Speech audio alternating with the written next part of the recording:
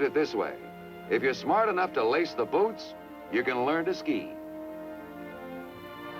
When we finally came out, we looked like skiers anyhow. There's something about that sharp mountain air that's exciting, and so is the view of the big ski slope.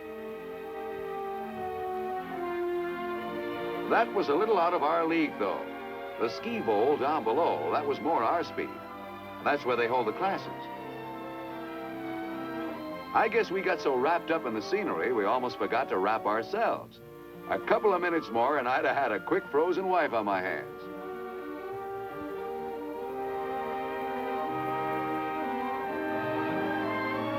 Now for the big adventure. The sign said beginners use cable car, and I guess that meant us all right.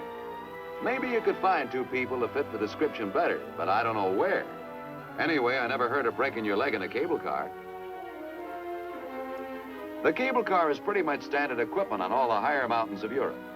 In addition to being darn practical, it gives you a ringside seat for the most spectacular scenery in the world.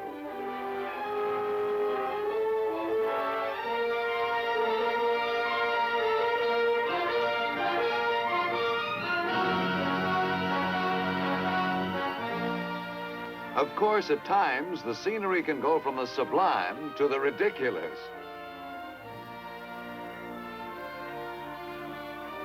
Almost before we knew it, we were at the bottom again. Time to unload, get those skis on, and see about locating the ski instructor.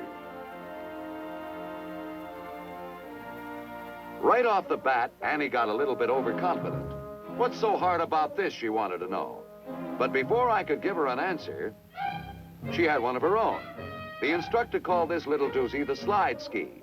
It looks easy, but whoops. Well, if at first you don't succeed, give up. This isn't exactly by the book, but it shows the old girl knows how to use her head.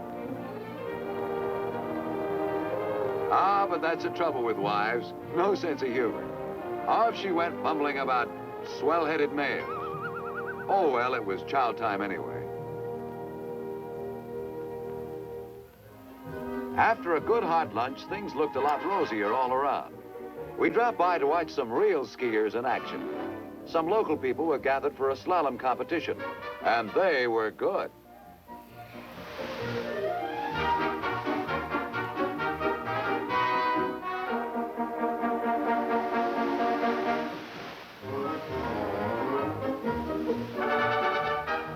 The way these guys do it, it looks easy, and it is. All it takes is 10 years of practice. Watching these experts sort of got us all fired up again, so back to the trail. We actually started getting the hang of it this time, well, after a fashion. By mid-afternoon, we took the big plunge and started on a little downhill run. Annie surprised me. She was doing great. Whoa there now, let's not get carried away. Still, as long as we're doing the impossible, try this one on for size.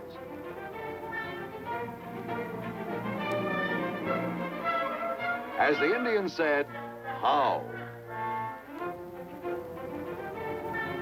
All things considered, it was a highly successful afternoon. Though I think in the end, we brought more snow back on us than we left out on the slope.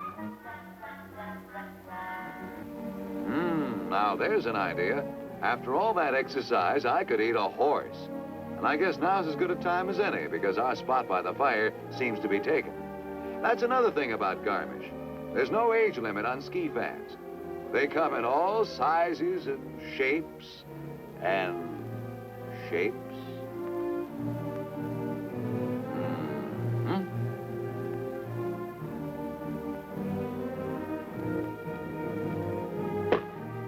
Huh? What? Oh, let's see now. Where was I? Oh, yeah. So after supper, one of the instructors joined us by the fireplace. I was all wound up about ski talk, and Annie, well, she was closing up shop for the day. But not before she agreed with me that when it comes to vacation spots, man, this is the end.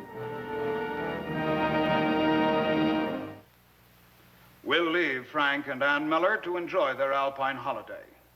A holiday made possible by the special rates and benefits offered to American service people overseas. Now, this is Sergeant Stuart Queen, inviting you to be with us again next week for another look at your Army in action on The Big Picture.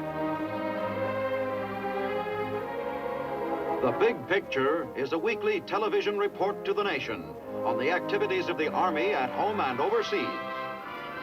Produced by the Army Pictorial Center, presented by the United States Army in cooperation with this station. You too can be an important part of the Big Picture. You can proudly serve with the best equipped, the best trained, the best fighting team in the world today, the United States Army.